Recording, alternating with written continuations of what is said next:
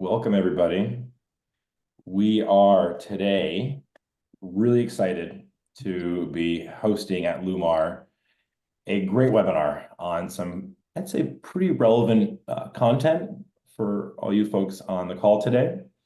I am really just honored, honestly, to be on this panel, to be hosting today with, I would say, a pretty rock star panel of folks who I will introduce in a moment. But before we get into the meat of the presentation, we're going to obviously go through some housekeeping items and some great follow-ups with Lumar. And just note that I will be active in looking in the chat throughout the call and listening to your feedback. So feel free, of course, to continue that throughout today's conversation. Today, as you can see from the title of the screen, we're going to be talking about AI-ready SEO.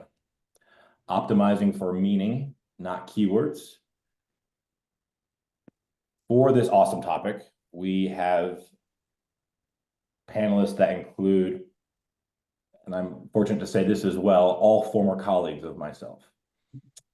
Working with today, Kevin Indig, Jamie Indigo, and Nelson Sarco. I'll start with Kevin Indig.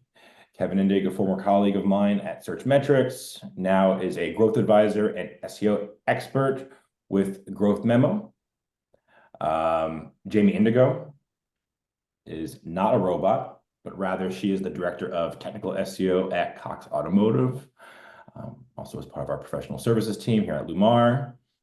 And Nelson Sarco, who I used to work with at Group M super early in my career, when I was just learning my SEO chops, is the former chief marketing officer of Momento AI. And again, just really a great breadth of knowledge that we have on the panel here today. So super happy. And guys, say hi to everybody.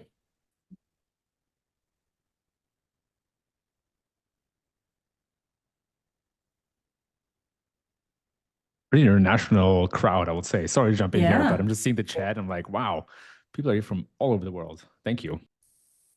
Yeah, we're representing across India, Cheshire, Argentina, Austria. Y'all are so much cooler. And it's mid-afternoon for you and very early in the morning for me. So this is going to be fun. Really appreciate everybody across all these different time zones coming in to join us today and just contribute to a great conversation. You guys are not lying. We have a lot of great representation globally. For this particular topic, you can see here we have quite the agenda wrapped up here in our 45-minute conversation. But really, as we speak to this topic of AI and GEO, we're going to cover three core categories in the questions: strategy, tactics, and really how we look in this vastly changing landscape time over time, how those KPIs should be looked at from within your organization. Now, before I dive into the specific callouts, and I think what you guys are all waiting here for, I just want to speak to some housekeeping. As I mentioned earlier, please keep the feedback throughout the conversation in the Q&A box. Type in whatever questions you have. I'm going to try to be diligent to follow through and make sure that I can respond to questions and pass those along to the panel when we can. At the very end of today's presentation, we are going to have just a quick feedback survey. I know surveys aren't the most fun, but it just takes less than a minute to complete, everybody. So if you guys can do that, we would really appreciate it at Lumar. And not everybody is going to have access to join us, especially at the time that we're doing across different markets. But just know that this presentation will be available by email in a few days with a dedicated link. And you guys will be able to share that link with your friends and former colleagues as well. Okay. Just from an accessibility perspective, there are closed captions available as part of this webinar. You can see here the instructions on the screen for capturing those closed captions with a live transcript. And as I mentioned, the recording will be available with all these features as well. Okay. But before we begin, we'd like at Lumar just to build the interactivity right out the gate with just a little bit of a poll question. Have business leaders in your organizations asked you about AI in GEO optimization strategy reporting?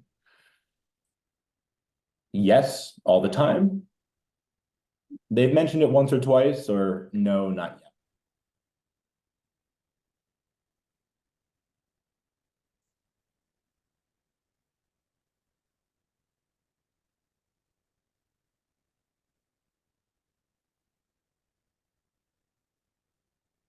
Okay. I think we're wrapping up answers here. Just going to see what the initial results are going to say.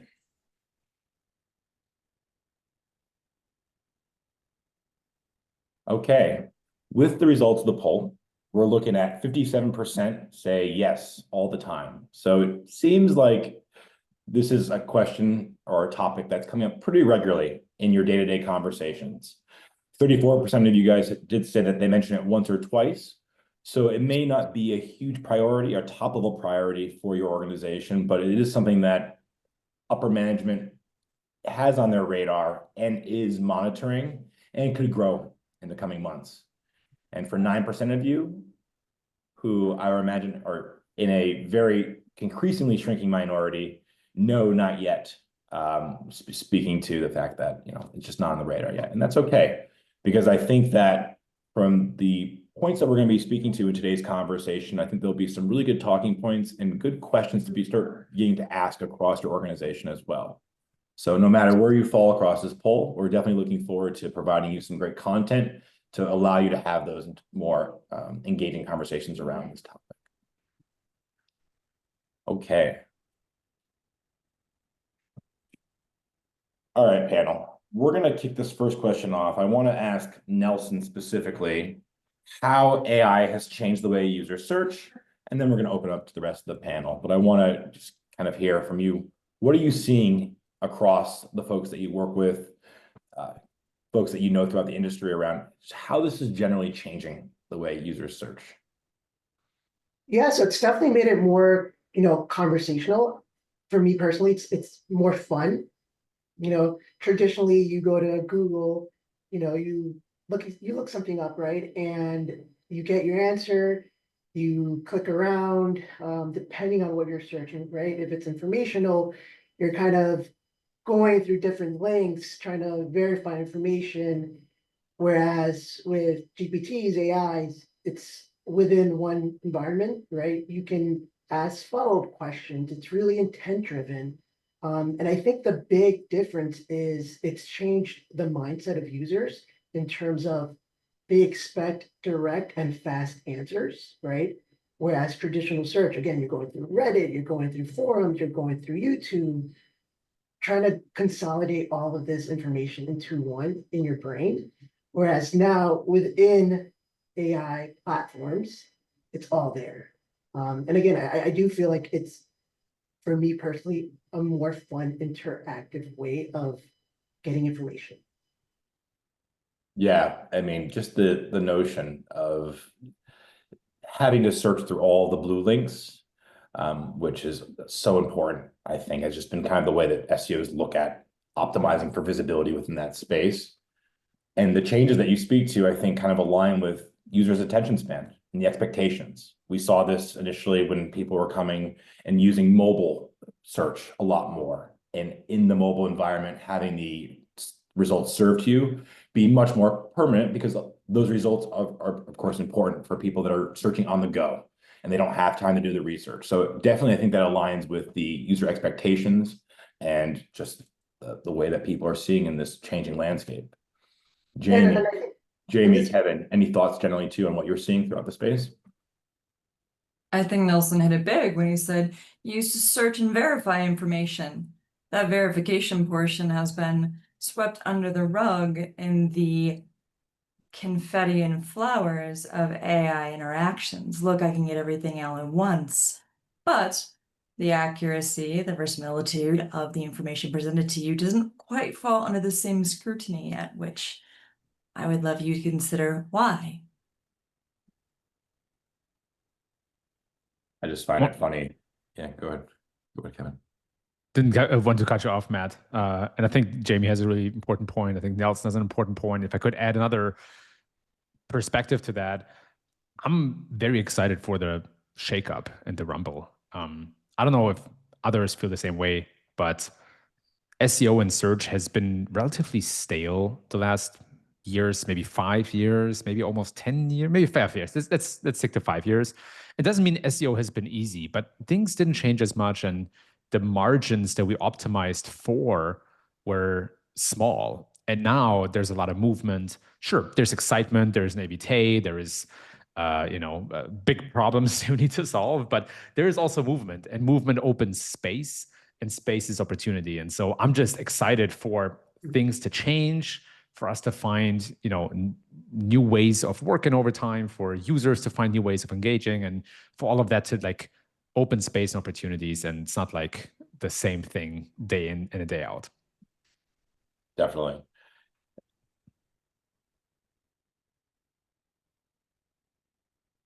With that being said, and of course, with an opportunity to increase that engagement as we see CTRs lowering and a lot of that pass-through traffic that we would normally see for brands shifting because of the expectation of answers in their AI overviews, LLMs in general, how should SEOs adapt to this changing landscape? How should we think about us being AI ready? Is it time, as a follow-up question, is it time to rethink KPIs and reset that expectation with leadership? I'm going to throw this back to you, Kevin, because I know you've been doing a lot of work on this and talking to a lot of people across different industries, how we should be looking at this from a reporting perspective. I think it is time.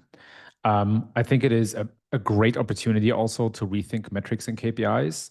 And I also think that it takes some judgment and carefulness to find the right degree between saying, look, here's how we should adapt, and saying, this is what still remains the same.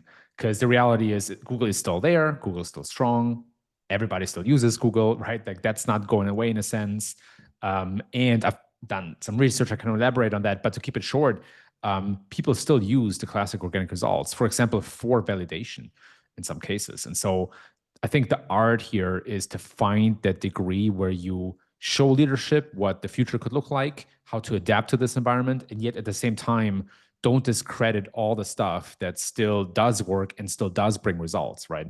So I'm having that conversation with all of my clients, all of them, 100% right now. What are the right KPIs? Like, how should we think about SEO in the future? It's very easy to like headline read and then as a leader say, oh yeah, SEO is dead or it's a declining channel, but it's not true in that way. What is true is that we are seeing certain metrics becoming less useful, like clicks, for example.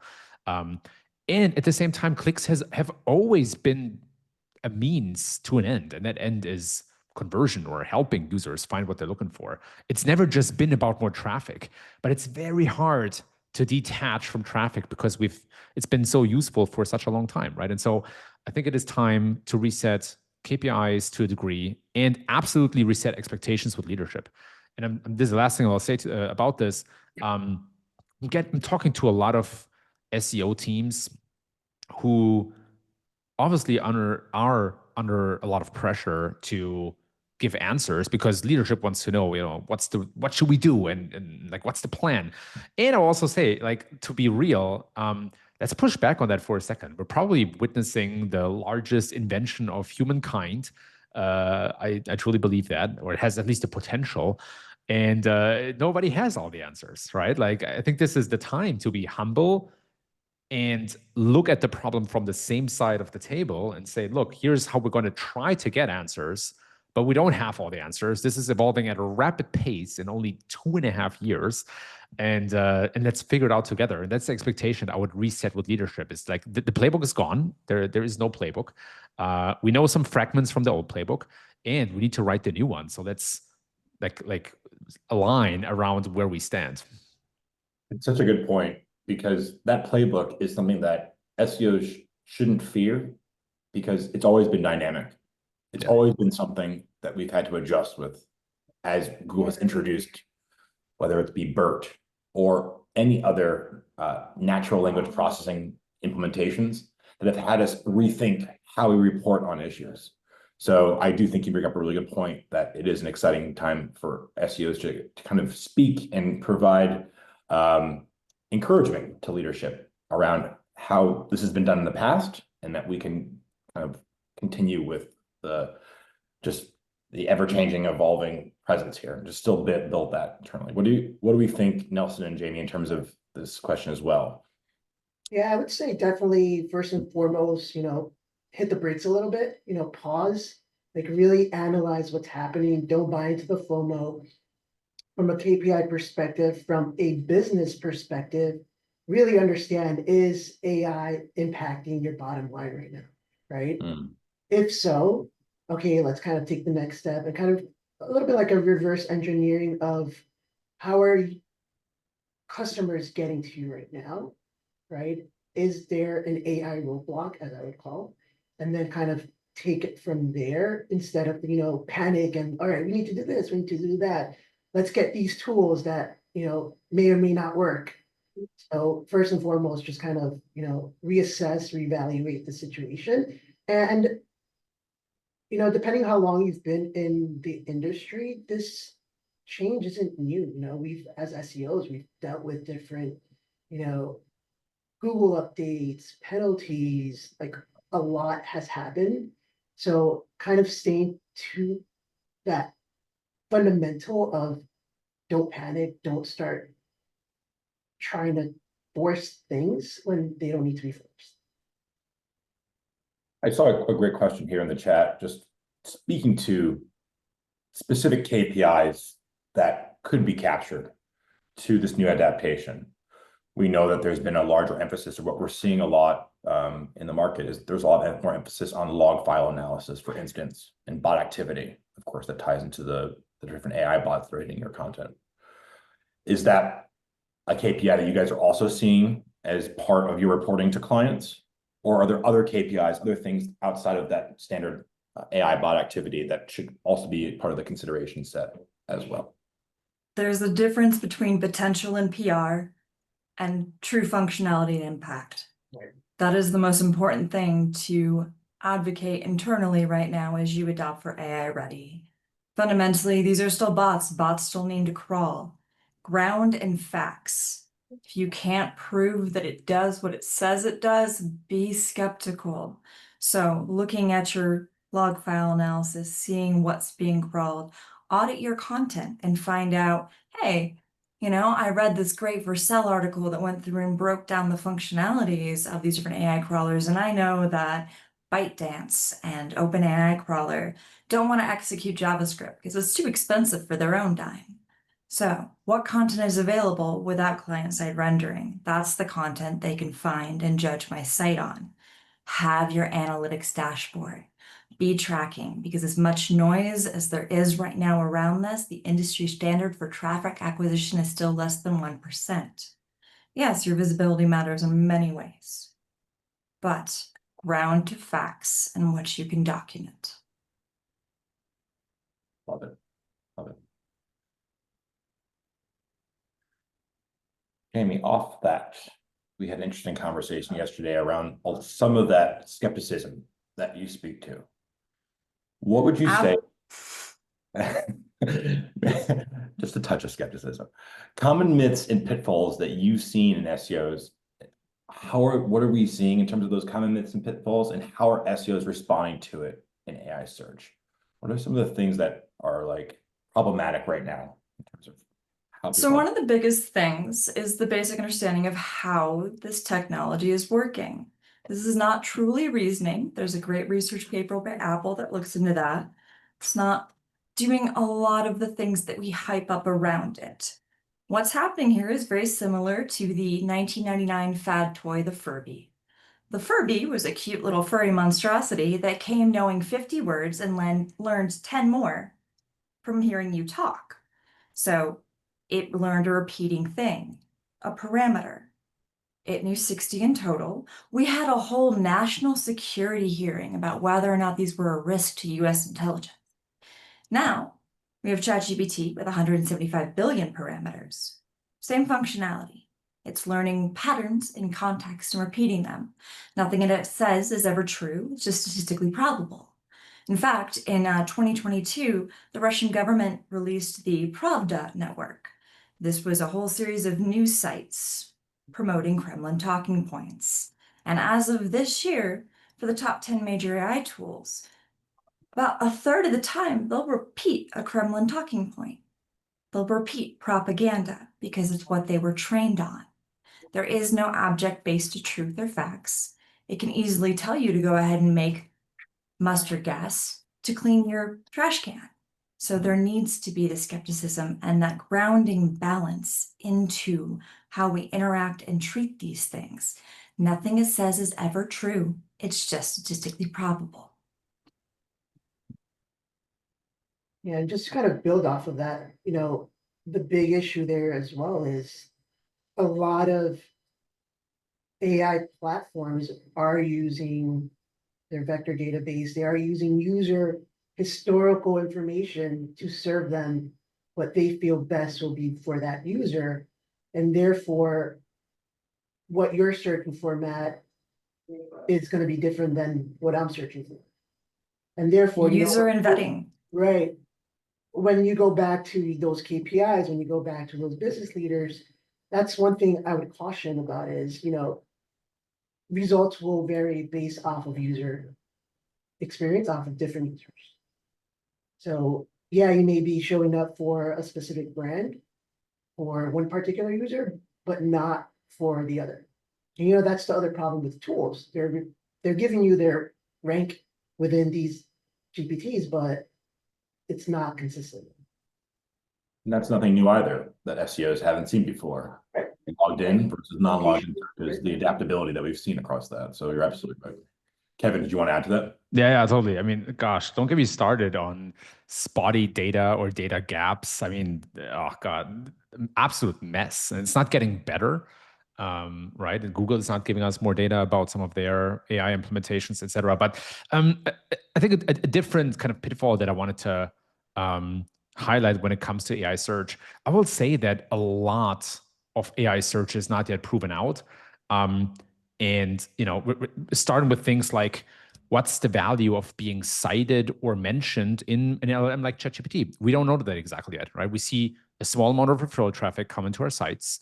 That traffic is growing, and it's converting at a much higher rate compared to Google traffic.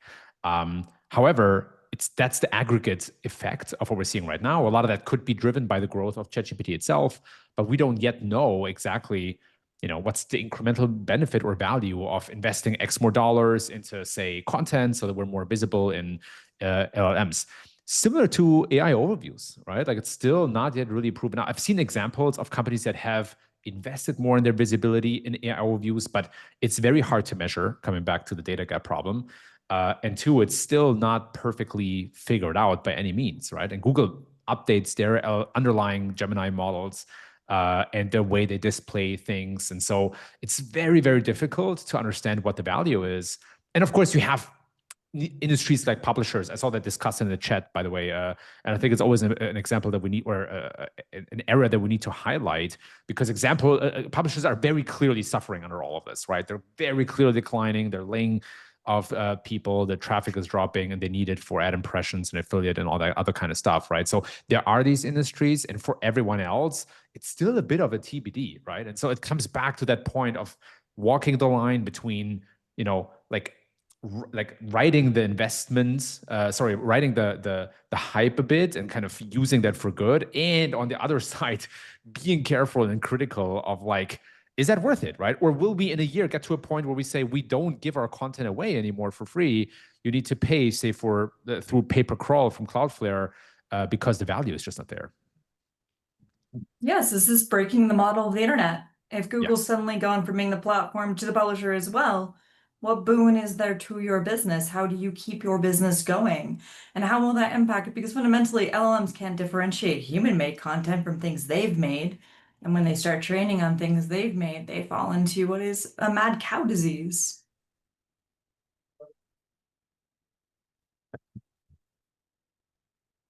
For the opening of the second poll question, I want to just call it out. What is currently your biggest struggle or concern when it comes to preparing for AI search optimization? I've seen a lot of stuff in the chat, so I'm curious if any one of these callouts speaks to any one of these core issues. I struggle to understand how AI search works, and I don't know what to actually optimize for GEO. What is GEO? I'm struggling to get extra buy-in or resources to launch those GEO efforts. I don't think it's worth optimizing for AI search, kind of some of the points that Kevin spoke to, and the uncertainty around how to monetize this for certain industries. Or just the lack in trust, which Jamie alluded to, kind of speaking to all the pattern recognition that AI models do, but does it actually speak to the value of the content being served?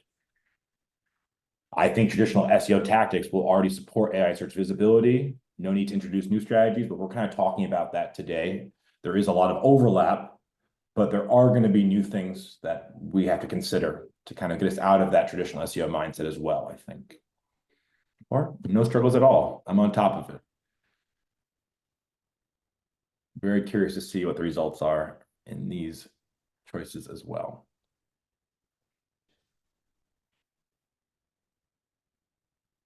We have so many questions about LLMs TXT in here. We're gonna have to address the proposed standard.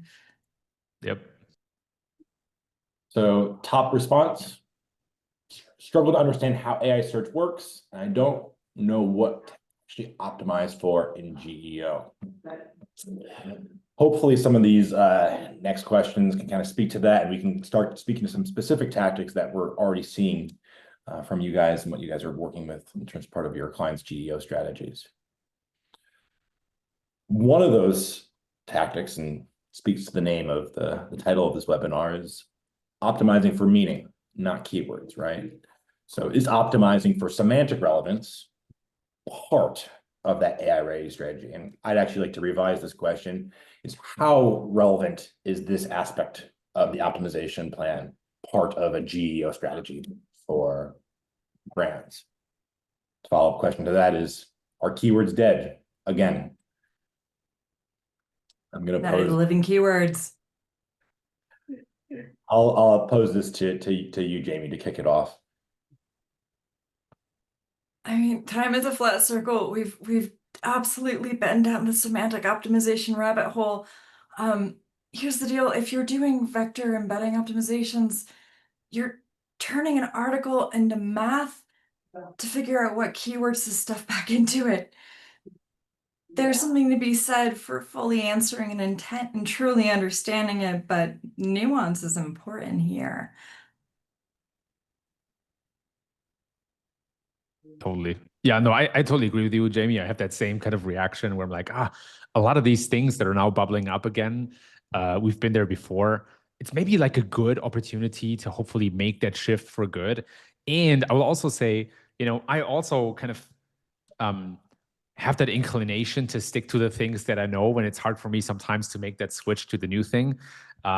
So, I think like part of what's missing here is a very clear playbook with, that shows people how to switch to a more semantic approach, or to like use embeddings, or start at embeddings, right? And think more about topics and intent rather than keywords. I'm trying to contribute to that direction. But I will also say that when I talk to 10 different people, I get 15 different approaches for how to do this. And I think what's missing is just like for all of us to not agree on what the right approach is, but for more people to share their approach and how it has worked for them, and to make it very tangible what the difference is between quote unquote topics versus keywords. I think there's still a lot of like unclarity there. I think factual grounding and documentation from the tools themselves is necessary to develop effective optimization strategies. All of these tools are very black box. They're not willing to give away any of those insights. Is it because they're protecting IP, or is it because it's PR and a dream and they're hoping that they'll get it working before we figure that out? I think that's PR. Go ahead, Nelson. Beauty and the problem with a lot of AI in general, especially coming from, the past 4 years working on an AI product myself, is it's not perfect. we are trying to figure things out, seeing what works, what doesn't work. And the problem there, kind of going back to what I said earlier, is really understanding what is your end goal. And the other part of this is kind of going back to what I consider SEO basics, right? That good user experience, doing this for the user, right? Are we gonna say, forget about the user and now just optimizing for a robot, right? So these are kind of like more, philosophical questions, I guess, of how do we approach this? And ultimately, kind of what you said, Kevin, right? There are so many different ways of approaching this, different speculations of how this works. And again, back to SEO, test and learn, see what works, what doesn't work. I'm sure depending on the type of information, the category itself, things may work differently. What I'm hearing is that there are still going to be the core tactics that we think about for on-page optimization, whether it's focus in H1 tags, robust internal linking strategy, using the keyword topics that we're thinking about. But let's use semantic HTML. Let's lay out content in nice, neat headers. That works for AI because it's chunking. You're breaking content into smaller pieces that's easy to access. So we still know the old tactics, but we're mindful of what is new and what's working across the industry. And of course, we're testing and validating the efforts that we're doing. Yeah, I would say in part, right? Like, because it's always hard to say, oh yeah, we need to think about this differently, but let's do the same thing. So I do think that, like, for example, maybe we move our content analysis from, spreadsheets to vector databases, right? So crawling our sites more often, maybe daily is a bit much, maybe if you're a publisher or something like that, right? But at least weekly, embedding all the content we have, like putting that into vector databases. And we now have like multi-vector database. I don't want to make it too technical, but we can understand the relationship between words and topics and passages on an even finer level now with Google Movera. And so I think, this whole content optimization topic, and, lots of people have been vocal about this, it becomes more technical. We should approach it more technical. We should crawl and embed our site more often. And then like systematically look for gaps in our topic coverage. So zooming back in on an article to say, okay, does this article cover all the topics that are important? Scaling back, how many articles have severe gaps, or web pages have severe gaps in the topics that they target? And then how can we like systematically fill these gaps, maybe with better content briefs, maybe with AI drafts, maybe with something else. But I do think that there are some new ways of doing things that are important, because we all agree that kind of the old way of thinking about SEO is retired for a long time. So we cannot do the same things as in the past. We need to adapt to that as well. And it doesn't have to be rocket science, right? It doesn't have to be these fancy, buzzy technical terms, but there do have to be some habits and rituals that are maybe not new to many, but new to some. But Movera is not new. That was released by Google quietly over a year ago. And I do worry that the SEO sphere has latched onto that as a way to, further optimize their vector embeddings, which is just using math to keyword stuff. Yeah. But I also still wonder or see how many people are still using the old approach, right? They're not even at the math to keywords or math to words point. So I agree, none of that is new or super new and super cutting edge. But I have a feeling that a lot of companies, because we haven't shown a better way, are still stuck in the 2016 SEO world. When in actuality, if you're optimizing our LLMs, we need to go back to 2006 and do white text and a white background. And then we'll really get the results we want. Which works, yeah. Cloaking is still relevant in 2025. How about that? More relevant than ever. Yeah. Academics were using it in scientific papers. They were putting white prompts and white backgrounds to go ahead and get the systems to give them a more favorable view, which, I mean, technically you're working with the cards you got, so. Yeah. one of the things that I actually saw in the chat here was someone's asking about LLMs.text as being one option for improving your visibility, optimizing for users or optimizing for bots. That's one specific avenue that some SEOs are taking, of course, to speak directly to the machines. Another way, of course, is in providing more enhancement of the content. And this is nothing new as well with structured data. To have that better visibility in your search results. Of course, that was one aspect of structured data. But does structured data improve visibility in AI search overarching? So I'm curious if this is something that you guys are seeing as part of your client strategies, or are there other aspects of SEO like structured data that are becoming more and more relevant now because of LLMs? What do you guys see? I'll hand this over to Kevin. It's a good question because, first of all, I think we have to differentiate or better define what structured data is. I think a lot of people are thinking about schema.org. I would kind of think more about lists and tables and structured content like FAQs, etc. And so I have yet to see a visibility gain from using schema in the past, and except for when we had FAQ schema and all these kind of things, right? Yes, richer snippets did lead to more clicks, so that was a gain. Now that's barely possible, just in the fringes. And so using more schema for AI search, quote unquote, or regular search, I have not seen a big gain from that. And I will also say that there are early analyses that are showing the opposite, that are saying, hey, we saw that pages that have schema embedded, they perform better in AI visibility. And so the way that I make sense of that is that it's a little bit of a red herring. So it's probably less the schema in itself that leads to an improvement, but it's more what the schema is being used for, which often is, author profiles, but more so FAQ, or maybe other kind of quality of life improvements to the page that provide more information that is structured well for LLMs and for classic search. So long story short, I do see value in structured data like tables and lists, and again, like some of these other things that I mentioned before. But I'm remaining skeptical when it comes to schema.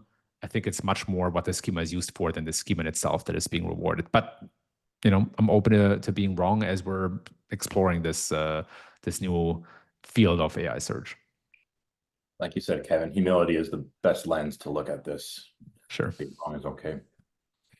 Jamie Nelson, any thoughts on structured markup schema in particular towards geo optimization, or? I think it's part of the equation, right? Like any engine, right? It's not going to be one specific thing that's going to help you show up or rank better. It's part of a bigger algorithm, right? So from that perspective, again, back to basics. If the content, if the information itself warrants structured data, you should do it, right? Again, you're just helping algorithms understand what this information is about. That being said, I wouldn't force it personally, right?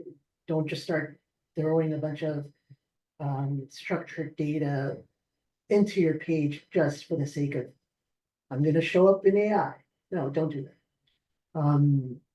I do believe, and again, going back to my my work in AI, I have seen where providing GPTs structured information, it helps them digest it better, and the output is so much better. And I'm not sure if you guys ever seen what's this show called? I think it's Westworld. There's a scene where they show essentially their it's essentially how the robots are controlled.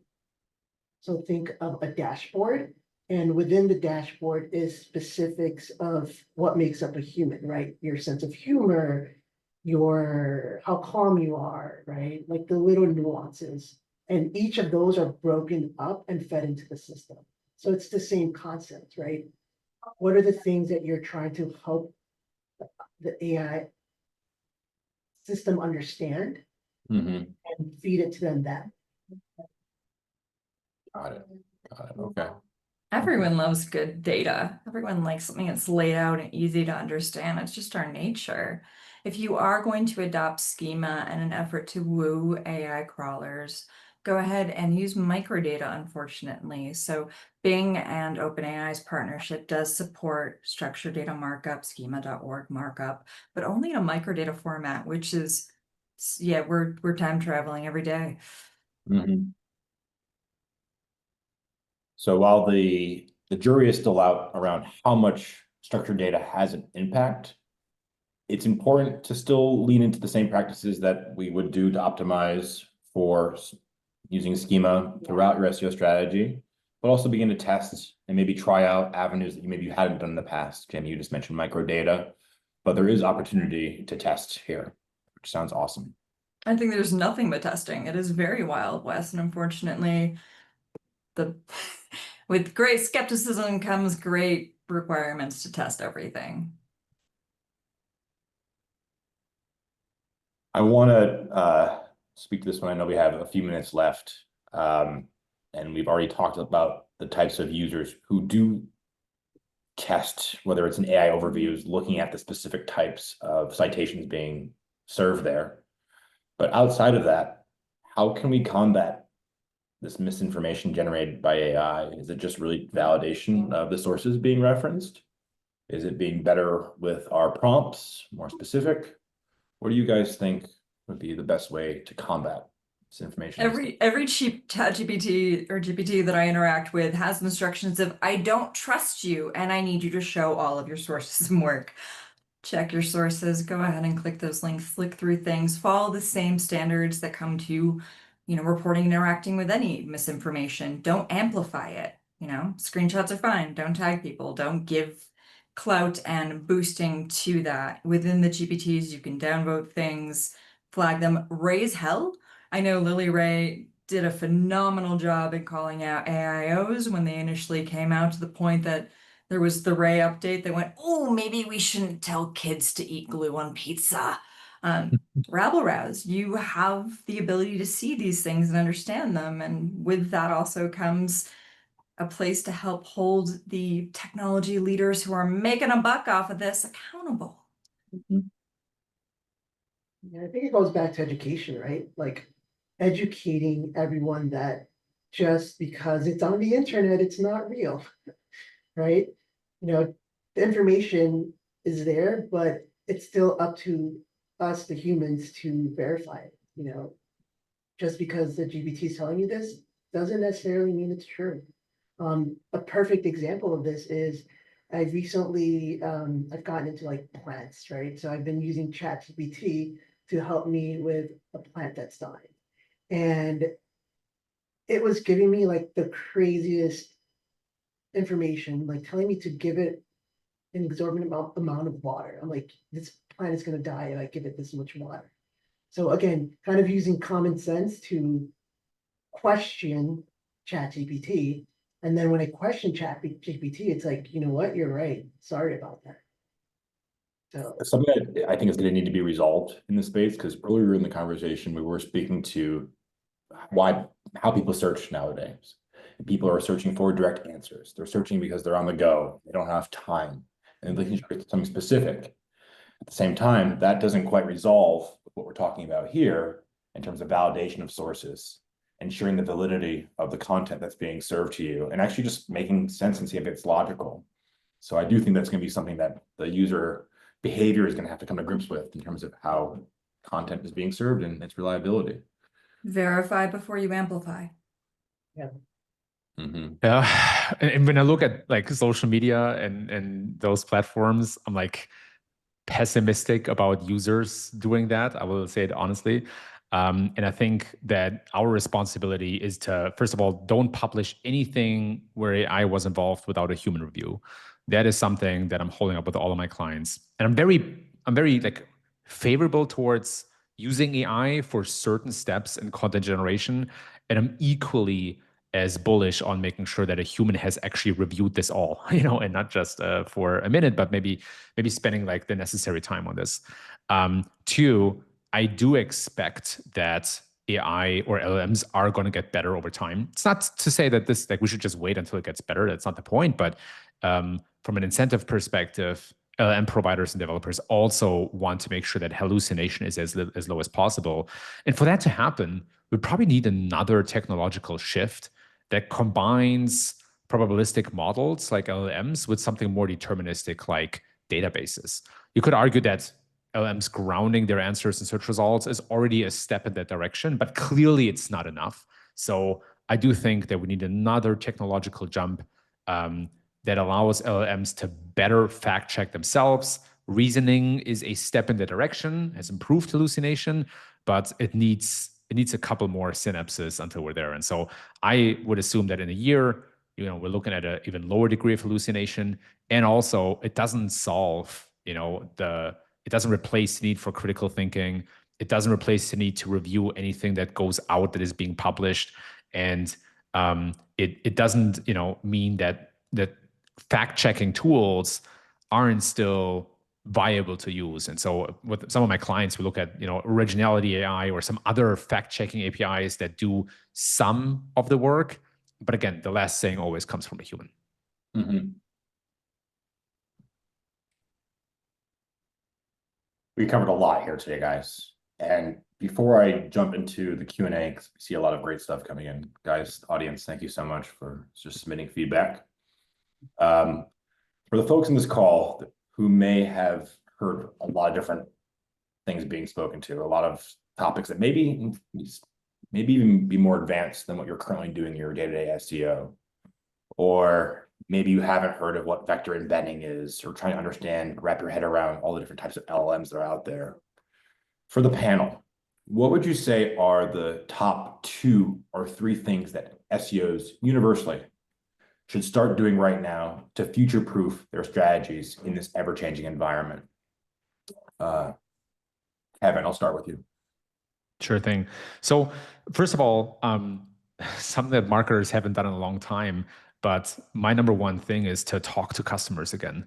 Stand up a program where once a week you have a 30 to 60-minute conversation with a customer, record that conversation, obviously, consensually, and over time build a stronger corpus, a stronger understanding of what customers really care about, their pain points, how they evaluate software, where they spend their time, the classic marketing questions, right? I think SEO teams should do that, not product teams, not product marketing teams or market research teams, SEO teams, to really double in and kind of bring home answers to the questions that matter to them. And we can use AI to analyze and interpret some of these answers. But I think that's the most important thing, because it leads into so many other things like prompts, for example. Do you monitor the right prompts? And this is my second tip, is to just establish basic monitoring, log file monitoring we already talked about, looking at where does referral traffic from LLMs even go, right? A lot of times it's error pages because LLMs make up URLs. And so there's something to be done there. And then also AI visibility tracking. I know it's by no means perfect and it's expensive and will not tell the whole story. But if you derive your prompts you track from your customers, at least you start with a better base than just turning your keywords into questions. And you just want to start with an understanding of where are we even? Are we represented? Are we represented at all? Do we have a technical issue preventing us from being present in AI, in LLMs, or not? Also AI mode, right? Which is going to be the next big thing in my mind. So start developing monitoring and an understanding of where we are. And then lastly, experiment. If, for example, you see that all your competitors get a lot of citations for content you don't have, that might be a push to build that content, right?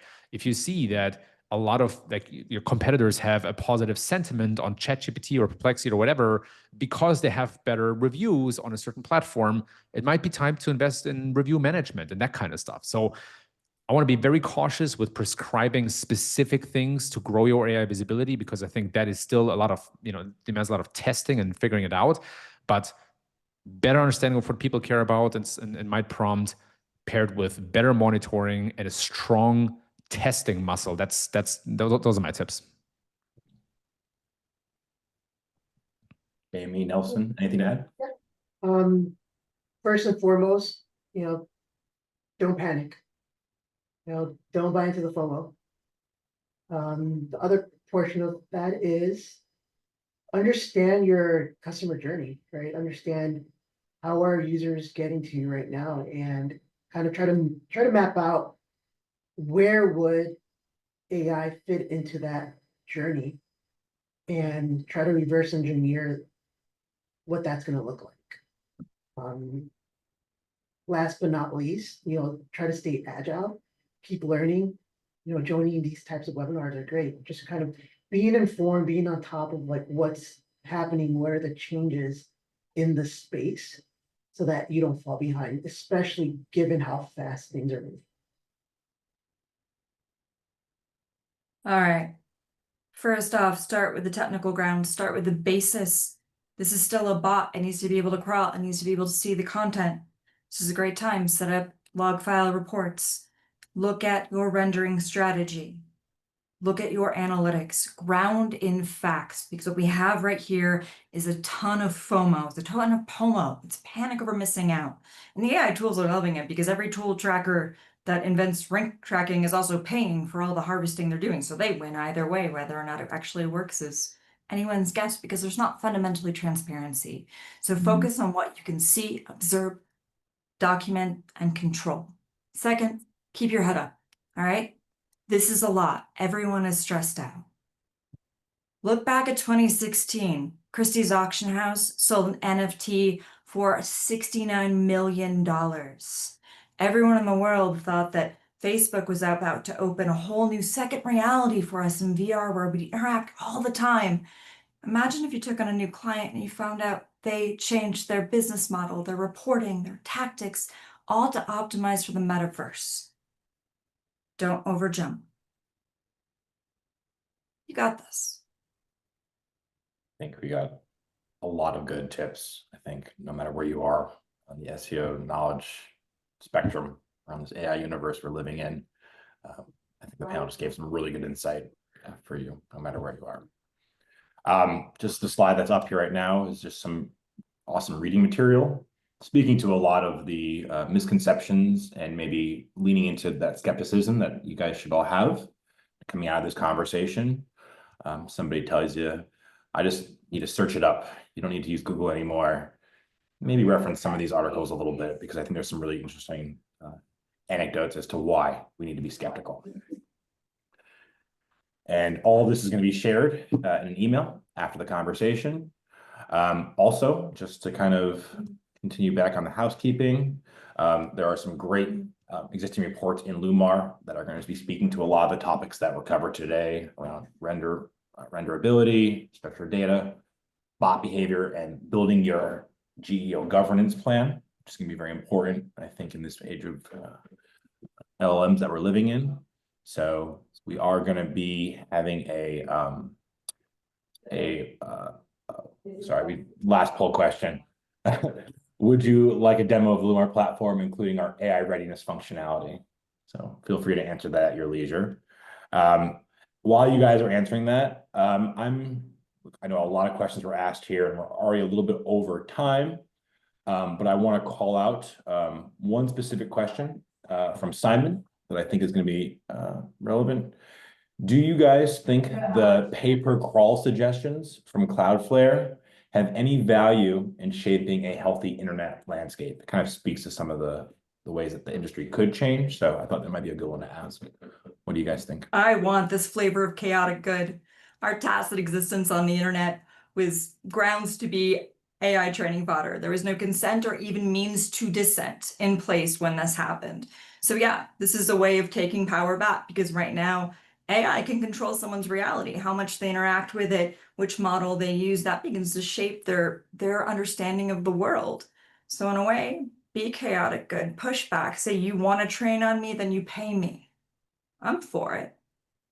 I can't remember which market I read something in regards to just AI imagery or AI likeness. I believe it's one government in Europe who is now Denmark. Denmark. Who's allowing has people- given rights to your image and your audio to you. You own that. We unfortunately have nothing near that in the States. Hopefully we'll move in that lens in the coming years, but it's good to see that some major Data countries- rights legislation, baby. Okay, guys, I know we're so over time. Unless from the panel, if there's any question that you guys saw that you have a particular inkling to want to answer, I think I'm gonna wrap it up here.